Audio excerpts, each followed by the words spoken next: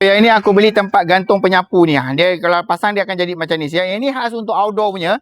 Sebab aku punya dekat sini sebelah tong sampah ni penyapu ni dia duduk yang macam ni. Dah penyapu ni selalu je kembang kan. Jadi tak cantik apa semua sekali. So jadinya yang ini aku nak pasang kat mana tahu? Aku nak pasang dekat sini.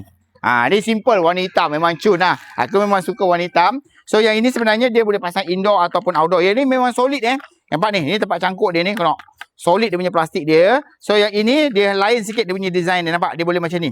So maksudnya kalau kita nak gantung dia ni, kita kena sodok dia daripada bawah tau macam ni. Sodok daripada bawah, lepas tu nanti dia akan turun sikit. Nampak? Tukur besi yang berat ni pun dia boleh melekat dia boleh tampung masuk macam ni, kan masuk. Lepas tu dia akan lock, nampak? Tukur besi yang berat ni pun dia boleh tampung apatah lagi penyapu kan. Okey, tak apalah. Aku tak nak membebel banyak.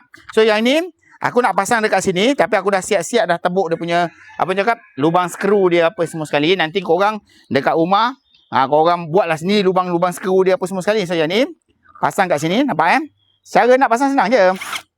Pasang tu skru. So kat sini pasangkan skru yang kedua. So kat sini pasangkan skru yang ketiga. Alright. Dah. Simple saja, senang saja.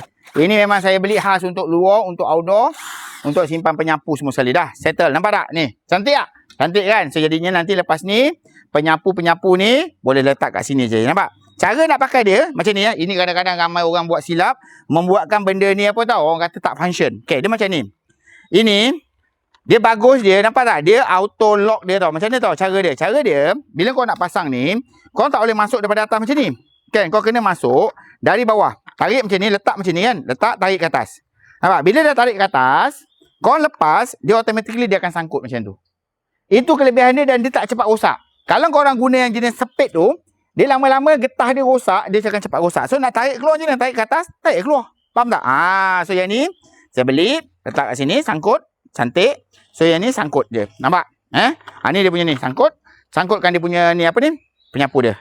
Dah settle. Tong sampah dekat sini memang cun lah. Penyapu tak berterabur semua sekali. Rasa yang ini saya rekomenkan dengan korang.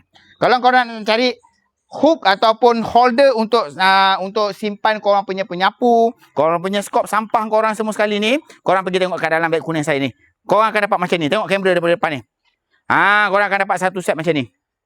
Okey? Korang akan dapat satu set macam ni. InsyaAllah. So pergi dekat dalam beg kuning saya. Saya letakkan kat dalam beg kuning saya barang ni Assalamualaikum.